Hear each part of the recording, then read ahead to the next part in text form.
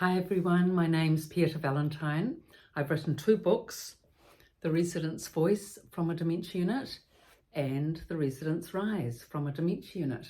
Today's session is on high-level depression. Now, you've been working with your mother for a long time now, trying to lift her out of her depression. She's been chronically depressed, probably or maybe depressed even before she came into the unit. So when she came into the unit, she was already moderately depressed. But now that's sort of, crept up, and you've been trying everything you can. You've tried everything to reduce her depression. You've got the newspaper going on, you've got her subscription for her newspaper, you're bringing in magazines, you're visiting regularly, you've got her room set up beautifully, she's going out for walks regularly, you're visiting. All the support you can possibly do, you have done, and the family has been supportive as well.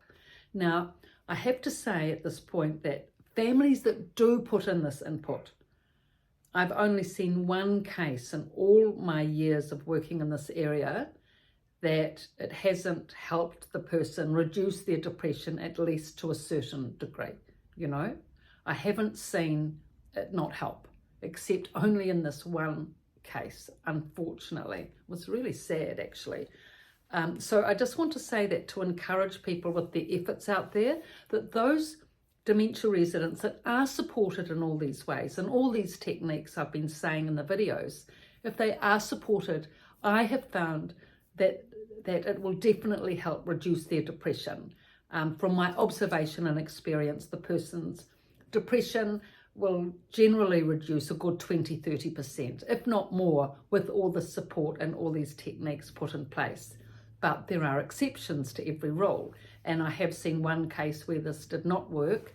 So I'll just outline it to you in case there is someone out there that's going through this. This lady was a lovely lady. She came in. She was quiet, but friendly. Social, I would say. I actually went into her room to introduce myself. And she had her family had set up her room nicely. And she said to me when I went in, the first thing she said was, "Family is everything." And I thought, that's an interesting comment. And when the family did come in, they were a lovely family. They were so supportive, they were affectionate, they were friendly. The son would come in, the granddaughter would come in. They'd sit on the veranda, and the son was a very good musician, so he'd play songs to her favourite songs, which of course she loved and melted with. And actually it was great because the rest of the residents could get to hear this live music, this, guitar music and this fabulous strong male voice drifting through the ether. And he finally came to do actually music in the facility for happy hour. But at the beginning he'd sit out there with his mother and sing. She loved it, of course. Her son was singing to her. And the granddaughter was there, so that was good. And then straight off, they started to sit with their mother at the meal tables with her other, with the other 3 or 4 ladies at the table. They socialized with those other ladies. They tried to encourage their mother to socialize with the other ladies, saying, I heard them say things like, here are your, these people are your friends now, Mum. This is where you're living. This is your home. And they'd discuss and converse, but God, they made such an effort. And the mother just lapped up the attention of the family and just made no effort to converse with others. It wasn't like she was resisting or that she was, negative, but she just didn't engage. Gosh, that son, I felt sorry for him because he really tried hard. And because I was witness to one conversation sitting at the desk when they were leaving, and he said to his mother, "Look, Mum, it's important to make friends here. You've got lots of lovely ladies you can make friends with. Those ladies at your table are lovely. We've talked to them, we've socialized, we've had a lovely time today. we'll do it again, we'll come again for a meal with the ladies, so we can have a chat with them and you can get to know them, because it's really important for you to get to know people here at the unit and make friends with them, for your day-to-day, life, and to have a better quality of life. And she agreed, she agreed to it, but she just didn't apply it. Anyway, she just became weaker and weaker and more depressed. And she just didn't come out of it in the end. I think she had, I don't know what medical condition as well. It could have been heart failure or something. But the main thing I noticed was that her spirits completely fell. She just became so flat. I think what happened too also, that's right, at COVID time, the son wasn't able to visit, of course, for quite a time when we were working there. There were no visitors allowed. So she didn't get to see him for a few months. And she, really went down with that. So that was another reason. But still within that whole formula, no engagement with the other ladies. And so she just couldn't lift herself out of it. She couldn't make that effort.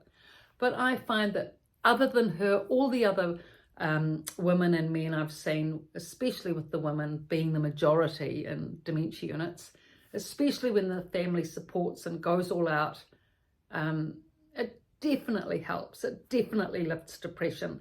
But as with this one lady, if it doesn't, then the medical team has to come in. And chances are the medical team, the doctor, has been saying at the meetings to you anyway, look, we can see that your mother's getting more depressed. The nurses are noticing it. She's down, she's depressed, she's flat. Do you think, he's probably discussed with you, do you think she needs some medication to pick her up out of it? And anyway, from that point on, you need to discuss it with the doctor and the nurse. I have to say, medication is not my forte. My background is physiotherapy, and I've worked a lot with pain, anxiety, and depression, but physiotherapists don't medicate.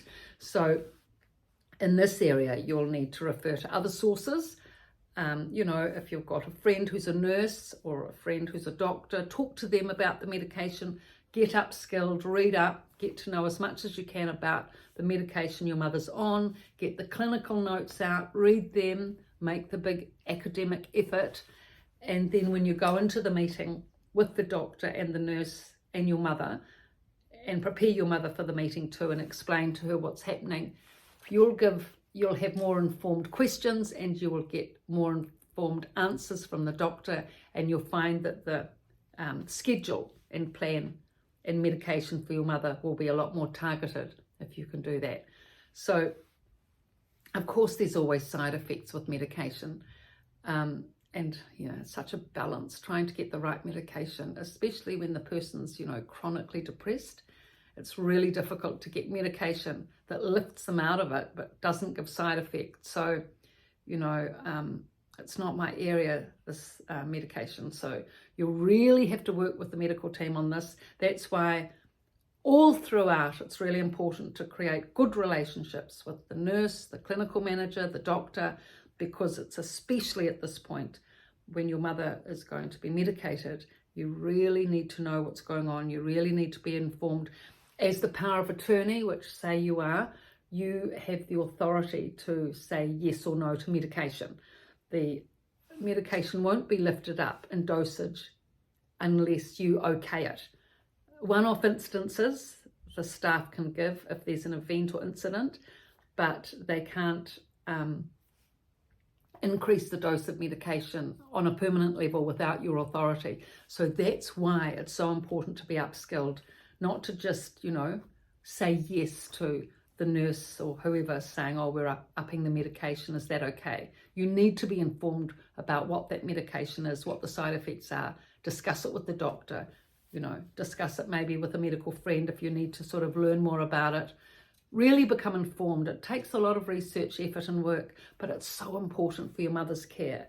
And similarly, if your father's going through a similar thing, So this is all I can say at this point about depression and the low and moderate and high level depression. I mean, there's so much to it.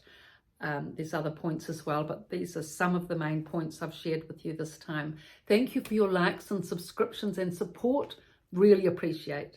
Thank you.